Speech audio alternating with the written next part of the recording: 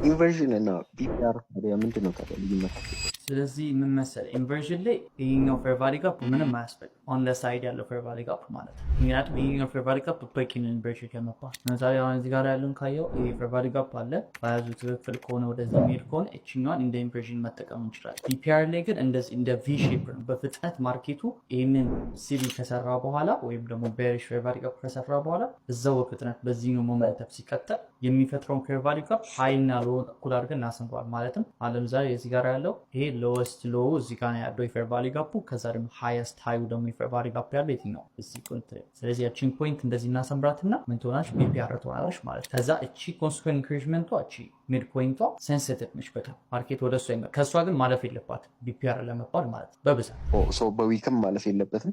በዊክ በዊክ ዳዝ ደ ዳሜጅ ዘ ባዲ ቴልስ ዩ ዘ ስቶሪ አፐርሳ። ስለዚህ በዊክ ቢያልፍ ችግር በባዲ ነው ማለፍ የሌለበት ከዚህ ኮንስኮን ኢንክሪጅመንት በብዛት ኦል ዘ ታይም። ስለዚህ ማርኬቶች ሴንሲቲቭ ቦታ ናቸው ኮንስኮን ኢንክሪጅመንቷ ማለት